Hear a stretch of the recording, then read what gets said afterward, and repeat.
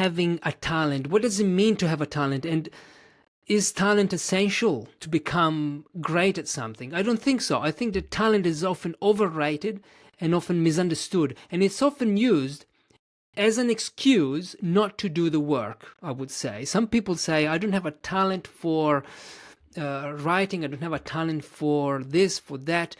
It's a self-limiting story, because you can become great at something even though you don't have a talent for that.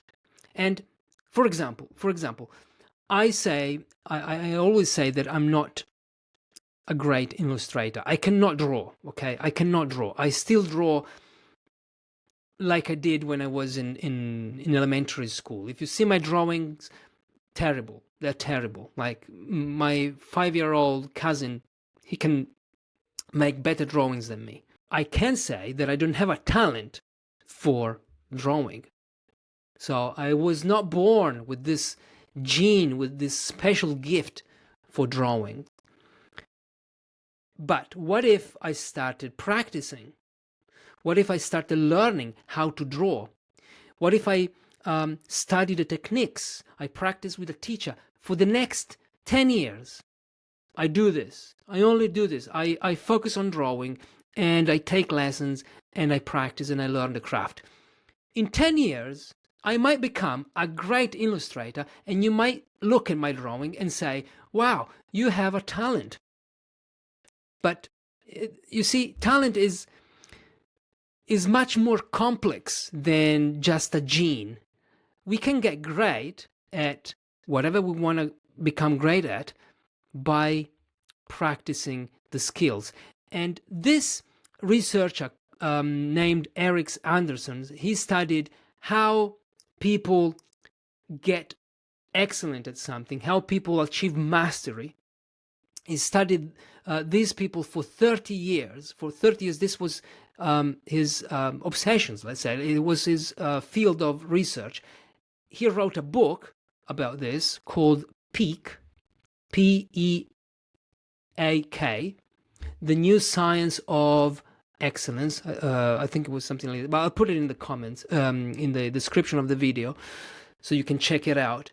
But basically, his research shows clearly that people get great at something through deliberate practice.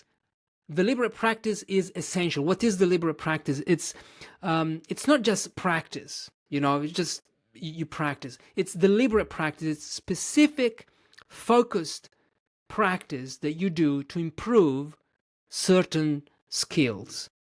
And you do certain activities, certain tasks, you complete certain tasks that are designed to help you improve. It's not just random practice, right? So through deliberate practice, it might not be the answer to everything. Like, I don't think that I could ever become an NBA player, because I'm not tall enough and I'm not young enough.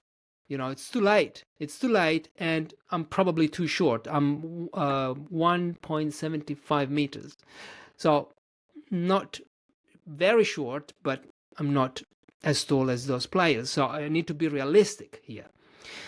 But when I hear people say, I don't have a talent for writing, or I don't have a talent for learning languages, because this is what I heard as an English language teacher. Well, no, that's not true. You actually don't need a talent. You don't need, if you think that talent, if you see talent as this special ability that was given to you by God, by Mother Nature, by, whoever you believe in, well, get that out of your head, because you don't need that in order to get skilled at something.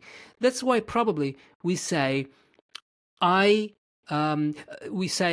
can get skilled at something, but I cannot get talented at something, I think. Because you can work on your skills.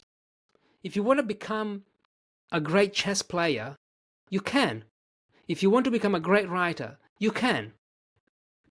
But the real question is, assuming that you have the opportunities to learn, assuming that you have the means, so maybe you need some money, to, you know, take classes, and assuming that you have a working brain, well, do you really have the motivation and the determination and the need and the patience to actually get skilled at that thing?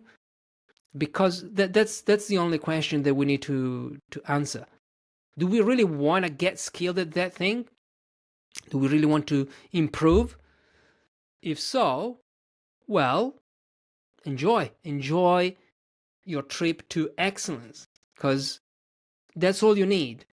Practice, motivation, patience, the 3 P's. I wrote, this is the conclusion of my first book, the 3 P's: patience, perseverance, and passion.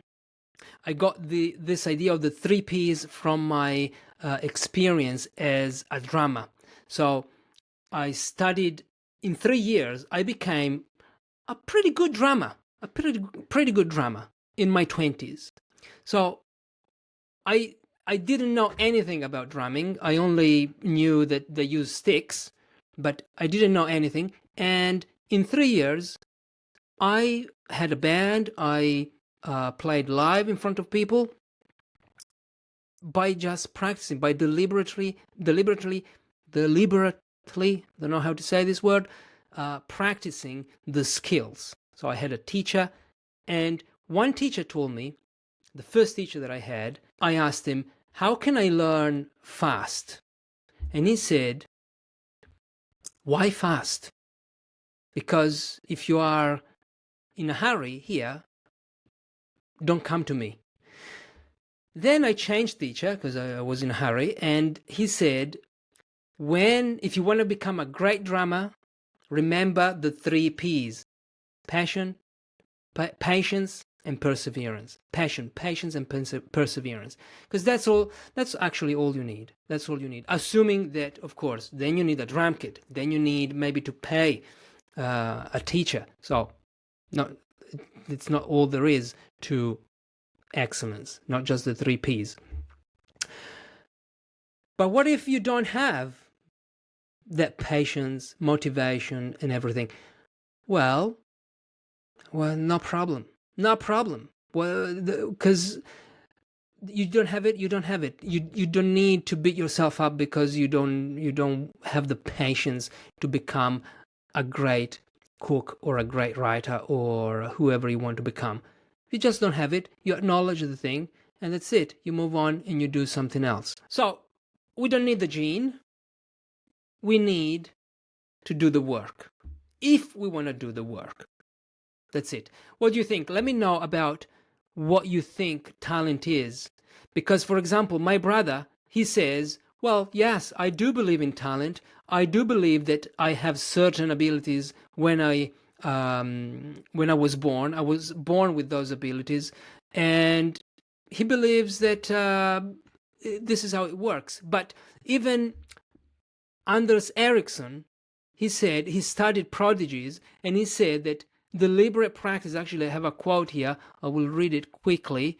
He said, I have made it a hobby to investigate the stories of such prodigies, and I can report with confidence that I have never found a convincing case for anyone developing extraordinary abilities without intense, extended practice. So even those so-called prodigies, well, without practice, they couldn't have done what they did.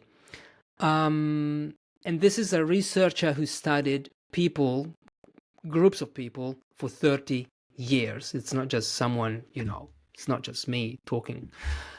Right, let me know what you think about talent. Let me know if you have a talent, if you don't think you have a talent, or what do you think about this?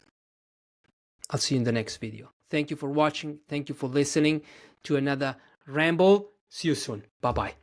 Thanks for listening. Thank you for watching. If you're a writer and you want to improve your writing, or you want to keep improving your writing, consider joining my private email list, Better Writers. I send one short email every week. I share tips, insights, things that I learn, book recommendations to help you do one thing only: become a better writer. The link is in the show notes or in the description of this video. Thank you for listening once again. I'll see you in the next episode. Bye bye.